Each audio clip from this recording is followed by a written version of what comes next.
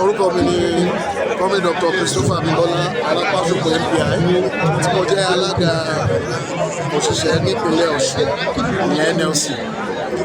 Ẹ rí i pé àwa òṣìṣẹ́ a wà níbí yìí láti fi ẹ̀hónú wa hàn pẹ̀lú bí nǹkan ṣe ń lọ ní ìpínlẹ̀ Ọ̀ṣun.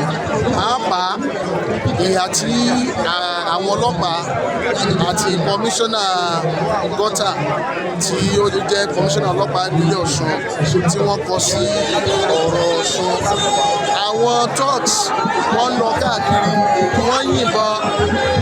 Ọlọ́pàá iṣẹ́ wọn ni láti dáàbò bo dúkìá àti ẹ̀mí àwọn èèyàn nípínlẹ̀ Ọ̀ṣun. Ṣùgbọ́n a rí i pé wọ́n mẹ́hẹ̀ nílà yìí. Àwa rí i pé a ní kankan ju pé ká jáde kí á kéde fáráyé kí àwọn international communities kan gbọ́ tó lọ.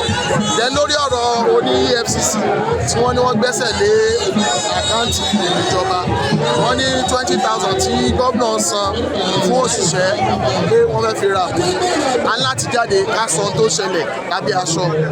Àwa tí à ń jẹ́ organized labour nípínlẹ̀ Ọ̀ṣun ni a kọ òwe sí gómìnà pé kí wọ́n ṣe palliative fún àwọn òṣìṣẹ́ àti òṣìṣẹ́ tó fẹ̀yìntì nípínlẹ̀ Ọ̀ṣun. A kọ ní ọjọ́ 8 oṣù kẹrin ọdún yìí la béèrè fún ìwé ẹ̀ wà tàtà àti fọ́sítà. Lẹ́yìn yẹn a ṣe ìpàdé pẹ̀lú ìjọba. Gómìnà dẹ̀ sọ fún wa pé àwọn á san 10,000 naira ẹgbẹ̀rún 10 fún òṣìṣẹ́ tó fẹ̀yìntì àti òṣìṣẹ́ tó wà ní orí iṣẹ́. Gbogbo àdẹ̀jọ gbà nínú mítìnì yẹn pé wọ́n san. Àwa labour làwa ní kí wọ́n san June nìkan, dọ́kú san June àti July. A lè jẹ́ méjì lọ́dọ̀ àwọn èèyàn wa. Àwọn èèyàn á bọ́ síta, wọ́n á fi ra nǹkan ní. Ẹni tí ó rẹja, ẹni tí ó ra ìrẹsì, ẹni tí ó rẹ lùbọ́, ẹni tí ó ra ata, ẹni tí so owó yẹn náà wà ní circulation. Ó jẹ́ ìgbésẹ̀ tí a gbé. Gómìnà dẹ̀ gbà pé àwọn máa ṣe. Ọ̀rọ̀ yẹn jáde nígbà tá a ti agree làwọn ẹgbẹ́ alátakò APC Ọ̀ṣun ní gómìnà fẹ́ ra òṣìṣẹ́ ni ṣó èèyàn ṣe é rà. A ní conscience wa, a ṣe é rà. Lóòótọ́ gbogbo wa ní Adémọ́lá la bá lọ. Kò sí kankan tún pé bàbá yìí ṣe dáadáa fún òṣìṣẹ́ tó ń ṣiṣẹ́ ló àtòṣe tó òṣìṣẹ́ tó fẹ̀yìntì.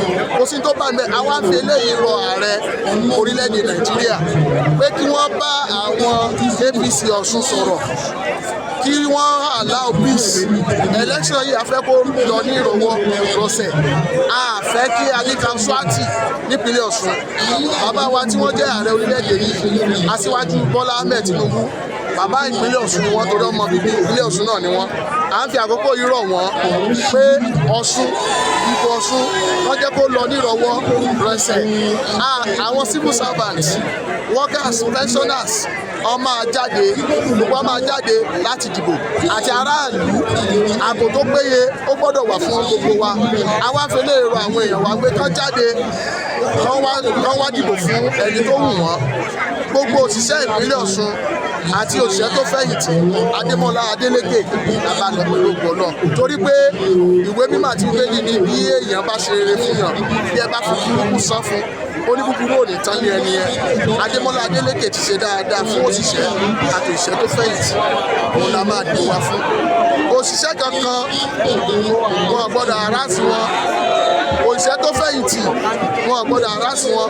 Àwọn aráàlú wọn gbọ́dọ̀ harass wọn, wọn gbọ́dọ̀ intimidate wọn.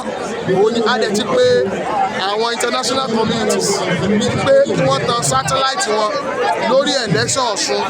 Èyí tó bá ṣe lórí election Ọ̀ṣun ló máa ṣe ní election 2027. Àwa ń bẹ ààrẹ, ẹ má gbàgbé wẹ́ẹ̀tì ẹ̀ Ọ̀ṣun ló ti bẹ̀rẹ̀ o. Intimidate anybody.